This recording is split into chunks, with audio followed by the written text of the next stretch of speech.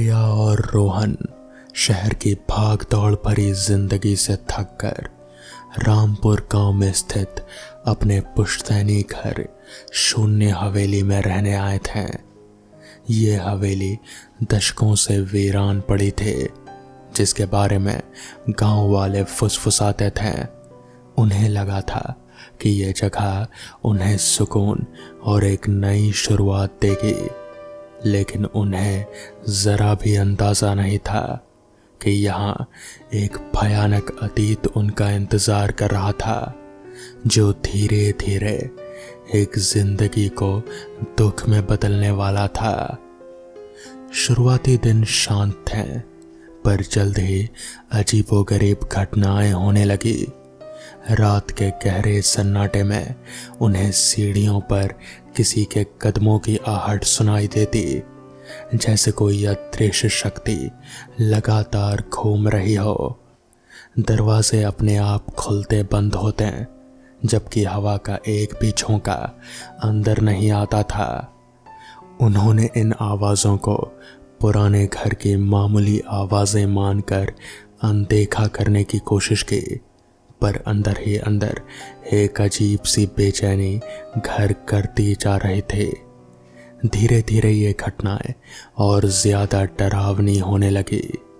रसोई में रखे बर्तन खुद ब खुद खिसक जाते हैं, किताबों की अलमारी से किताबें ज़मीन पर गिर जाती। प्रिया ने अक्सर रसोई में अकेले होने पर किसी की धीमी फुसफुसाहट सुनी, जैसे कोई उसका नाम ले रहा हो, पर वो जब मुड़कर देखती तो वहाँ कोई नहीं होता था। एक दिन उसकी चाबियाँ पलंग के पास से गायब हो गई और घंटों के बाद वो एक बंद दराज में मिली। एक रात प्रिया की नींद अचानक खुली। उसने देखा कि रोहन बिस्तर पर सीधा बैठा था। उसकी आंखें खुली थी, पर वो कहीं शून्य में देख रहा था। उसके मुंह से अजीब अनजानी भाषा में कुछ शब्द निकल रहे थे, जैसे वो किसी अदृश्य शक्ति से बात कर रहा हो। प्रिया ने उसे हिलाकर जगाया तो वो चौंक कर उठा। उसे रात की कोई बात याद नहीं थी। इस घटना ने प्रिया के दिल में गहरा डर बिठा दिया और उसकी रातों की नींद हराम कर दी। अब हवेली में हर जगह काली परछाइयां दिखने लगी थी, जो पलक झपकते ही गायब हो जाती थी। प्रिया ने अपनी बाहें पर गहरे खून के निशान देखे, जैसे किसी ने उसे नोचा हो, जबकि उसे याद नहीं कि उसे ये चोट कब लगी। घर के कुछ कमरों में अचानक तापमान इतना गिर जाता कि हड्डियां कांप उठती, जैसे बर्फीली हवा अंदर घुस आई हो। ये सब उन्हें स्वाभाविक रूप से और मानसिक रूप से थका दे रहे थे और उनकी हिम्मत तोड़ रहे थे। स्थिति इतनी बिगड़ चुकी थी कि उन्होंने रामपुर छोड़ने का फैसला कर लिया। उन्होंने अपनी कार निकाली, लेकिन जैसे ही वो गांव से बाहर निकलने वाले रास्ते पर पहुंचे, गाड़ी का इंजन अचानक बंद पड़ गया। कई कोशिशों के बाद भी वो स्टार्ट नहीं हुई। फिर उन्होंने देखा कि गांव के मेन रास्ते पर एक बड़ा पेड़ गिरा था, जिससे उनका बाहर निकलना असंभव हो गया। ऐसा लग रहा था मानो कोई अदृश्य शक्ति उन्हें हवेली में ही कैद रखना चाहती हो। अपनी निराशा के बीच उन्होंने हवेली के एक पुराने हिस्से की तलाशी ली। एक टूटा फूटा अलमारी के पीछे उन्हें एक छिपा हुआ दरवाज़ा मिला, जो एक अंधेरी धूल भरी तहखाने की ओर जाता था। तहखाने में अजीबोगरीब चिन्हों और प्रतीकों वाली पुरानी किताबें बिखरे थे। साथ ही कुछ सूखे फूल और जली हुई मोमबत्तियां भी पड़ी थी। वहाँ की हवा में एक अजीब सी सड़ी हुई गंध थी, जिससे रूह कांप उठती थी।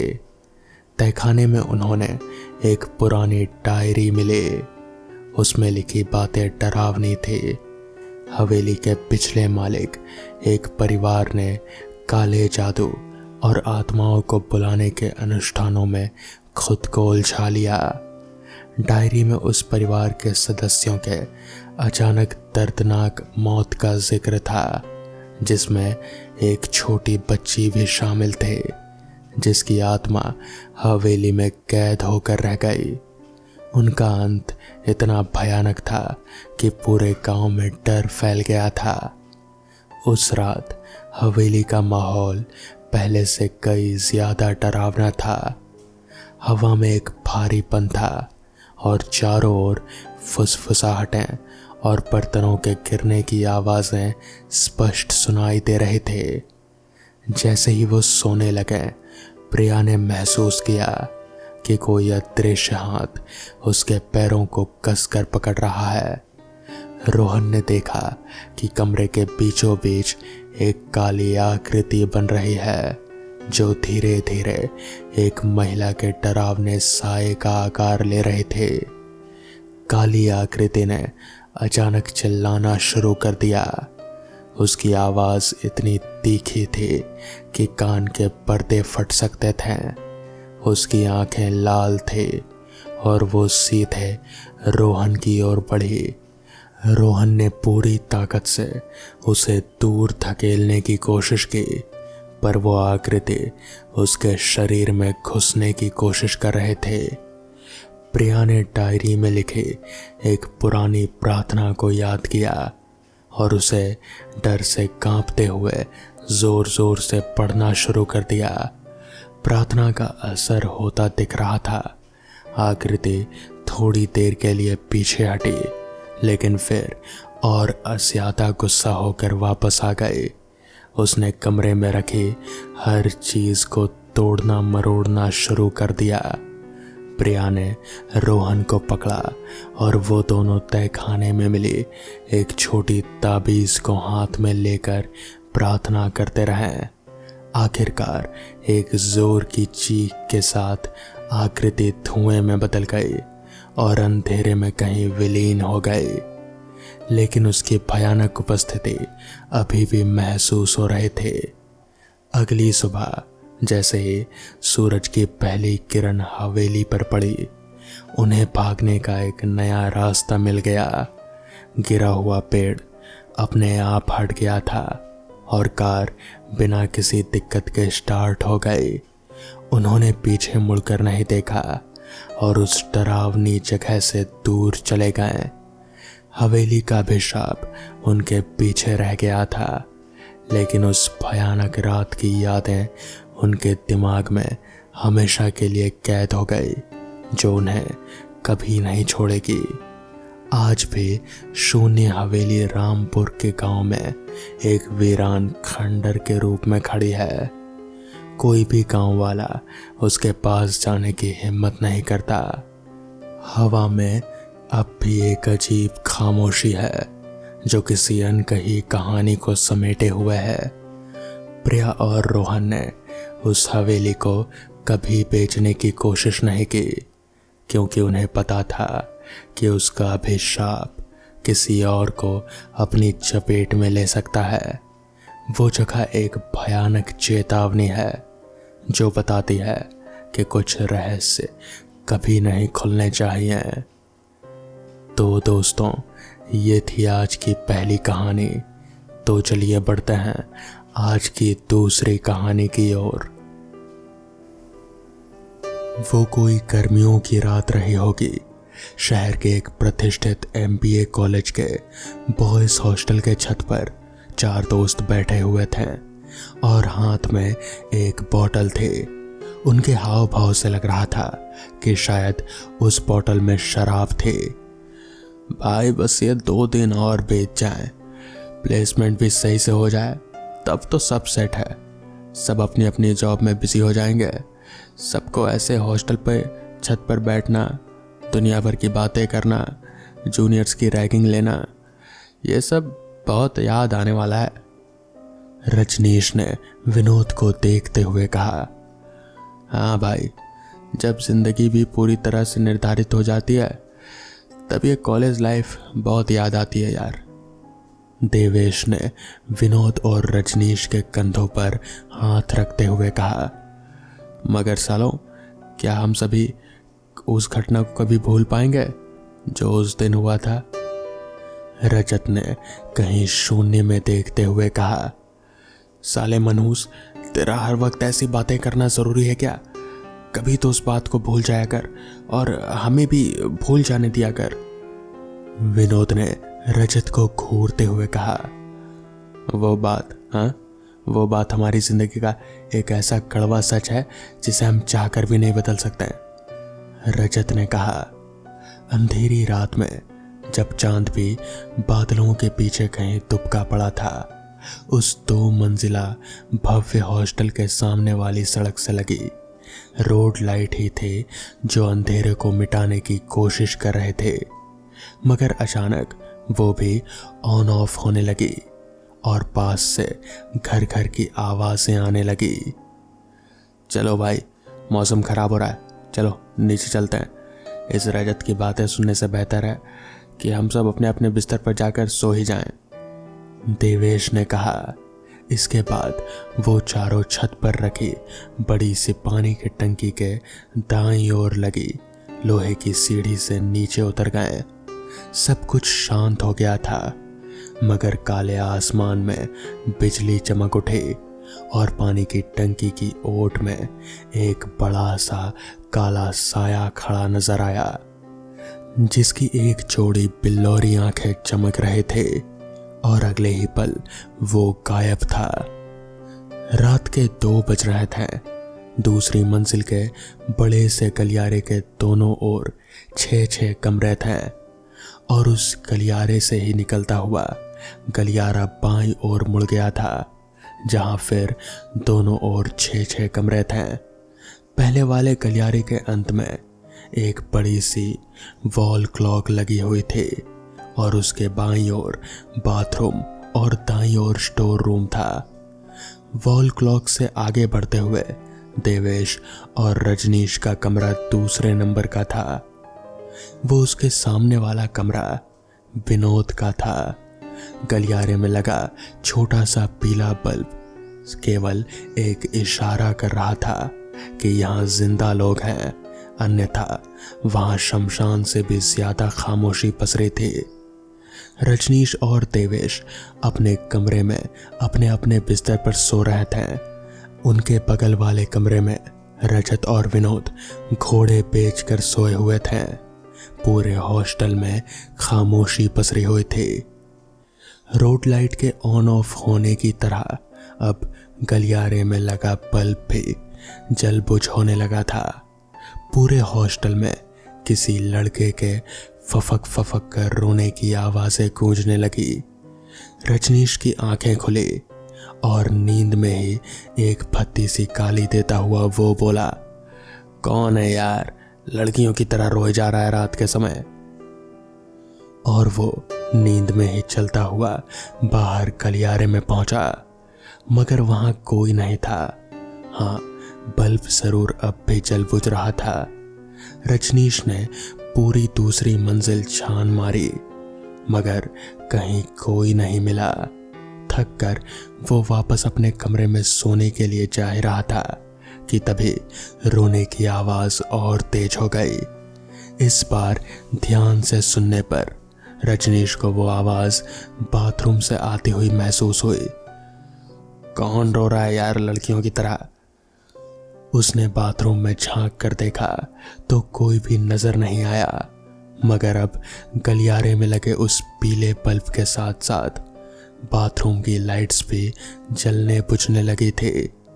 रोने की आवाज अब पूरी तरह से बंद हो गए थे। इस बार वो थोड़ा सकपका गया, मगर डरा नहीं।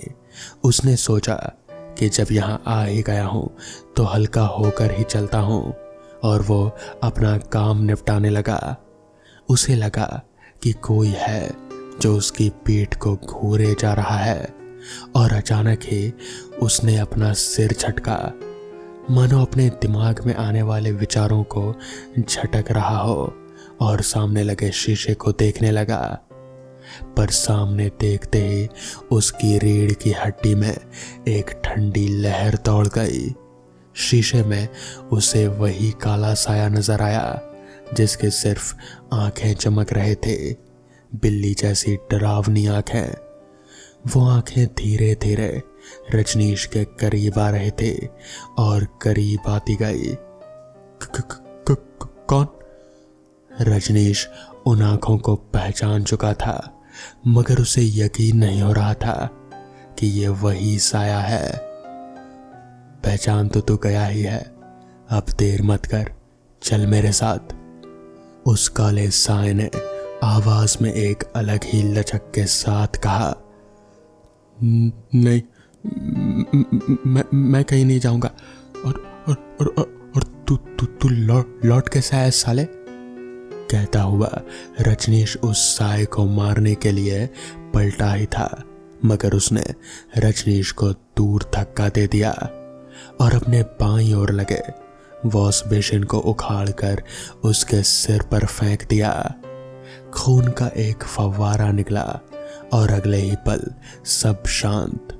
वो साया गायब हो चुका था।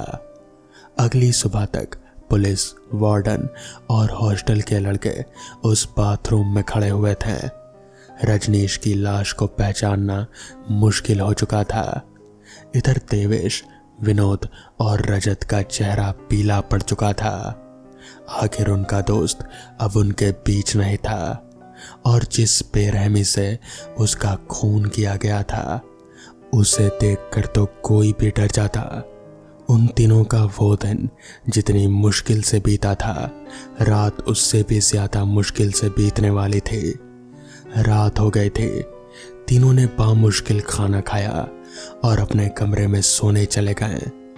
उन्हें अब भी यकीन नहीं हो रहा था कि जिस रजनीश के साथ बैठकर वो बीती रात अपनी आगामी भविष्य की योजना बना रहे थे, वही रात रजनीश की आखिरी रात थी। विनोद और रजत तो अपने कमरे में साथ थे, जैसे तैसे उनका समय कट रहा था, मगर देवेश वो अपने कमरे में अकेला था। उसे रह रहकर रजनीश की डरावनी लाश उसके आंखों के सामने याद आ रहे थे। जैसे तैसे आंखें मूंदकर वो सोने की कोशिश करने लगा। रात के किसी पहर उसकी नींद दरवाजे पर हुई दस्तक के कारण खुल गई। देवेश, उस आगंतुक ने बाहर से आवाज दी। वो आवाज तो विनोद की थी, मगर उसमें जो लचक थी उससे देवेश अनजान नहीं था। विनोद? देवेश ने घबराते हुए पूछा। दरवाजा खोल। वो आवाज अब अपनी लचक खोकर भयानक और डरावनी हो गई थी। देवेश की कमरे की लाइट भी बंद हो चुकी थी। अब उसे समझ आ गया था कि उसके कमरे के बाहर वो कौन था। दरवाजा खोल। वो भयानक आवाज फिर गूंजी। अब देवेश डर से चिल्लाने लगा था, इधर उधर भागने लगा था। भड़ाक की आवाज हुई और दरवाजा टूटकर जमीन पर गिर चुका था। तू? देवेश की आवाज में डर झलक रहा था। हाँ, मैं। क्या गलती थी मेरी? तुम लोगों ने मुझे किस गलती के लिए इतना जलील किया था? जीते जी तो मुझ में ताकत नहीं थी तुम लोगों को जवाब देने की, मगर अब मरने के बाद मुझ में भी ताकत है और शक्ति भी। अब मैं बदला लूंगा, उस साए ने कहा, जिसे अभी अभी देवेश ने जय कहकर संबोधित किया था। वो एक झटके में ही देवेश के सामने आ खड़ा हुआ और देवेश डर से कांपने लगा। मुझे छोड़ दे जाए, मैंने वो सब जानबूझकर नहीं किया था। जाने दे भाई, प्लीज प्लीज। देवेश घिघियाता हुआ बोला। जय के सामने हाथ जोड़कर वो खड़ा था। कभी मैं भी ऐसे ही बोला करता था, तुमने छोड़ा था मुझे, जय ने गुस्से में कहा। वो अब भी एक साए के ही रूप में था उस घुप अंधेरे में सिर्फ उसकी बिल्लौरी आंखें ही चमक रहे थे। मुझे मुझे छोड़ दे। देवेश का वाक्य पूरा होने से पहले ही एक गुलाबी रंग का दुपट्टा हवा में उड़ता हुआ आया और उसका एक सिरा देवेश के गले के चारों ओर गोल गोल लिपटता गया और दूसरा सिरा पंखे से जाकर बंध गया। देवेश हवा में झूल गया। उसकी जीभ बाहर लटकी हुई थी और गर्दन एक ओर मुड़ी हुई थी। जय जा चुका था अपना एक और बदला लेकर। दरवाजा वापस अपनी जगह लग गया था, बिल्कुल पहले की तरह। अगली सुबह जब देवेश बहुत देर तक भी अपने कमरे से बाहर नहीं निकला तो रजत और विनोद ने वार्डन को बुला लिया और इसके बाद जब देवेश के कमरे का दरवाज़ा तोड़ा गया तो सब सुन्न रह गए। देवेश की लाश पंखे से लटकी हुई थी और उसमें सफ़ेद रंग के कीड़े रेंग रहे थे। पूरी लाश सड़ चुकी थी, मगर ऐसा मुमकिन नहीं था। देवेश तो कल रात ही मरा था, तो फिर ऐसा कैसे हो सकता है? इतनी जल्दी उसकी लाश कैसे सड़ सकती है? रजत और विनोद अब एक दूसरे का चेहरा देखने लगे। शायद उन्हें भी अब अंदाजा हो चुका था कि उन्होंने कितनी बड़ी गलती की थी, जिसकी सज़ा उनके दो दोस्तों को मिल चुकी है और शायद अब इन दोनों को भी मिलने वाली थी। रजत और विनोद वहीं पास ही में खड़े पुलिस अफसर के पास गए और उन्हें अकेले में बात करने के लिए राज़ी कर लिया, जिसके बाद उन्होंने उस अफसर को पूरी बात बता दी। दरअसल रजत, विनोद, देवेश और रजनीश ये चारों दोस्त एक जूनियर जयंत उसकी रैगिंग लिया करते थे। बहुत ही बुरी तरह से उसे जलील किया करते थे। एक दिन वो लोग हॉस्टल की छत पर जयंत को ले गए और उसे पूरी तरह से जलील करने लगे। जयंत हॉस्टल के छत पर किनारे पर बैठा हुआ था और गलती से इन लोगों का झटका जयंत को लगा और जयंत छत से धड़ाम से नीचे जा गिरा। गिरते ही उसकी मौत हो चुकी थी। चारों दोस्तों ने वहां से निकलना ही सही समझा और वो लोग वहां से निकलकर अपने अपने कमरे में आ गए। इस घटना को हॉस्टल की तरफ से आत्महत्या करार दिया गया। तब भी उन चारों दोस्तों ने किसी को कुछ नहीं कहा और ये राज हमेशा के लिए अपने में ही रखा और शायद इसीलिए उन लोगों को उनकी सज़ा मिली। बाकी अब बचे दो दोस्त, उन्हें पुलिस कस्टडी में ले लिया गया और फिर उन्हें कुछ नहीं हुआ।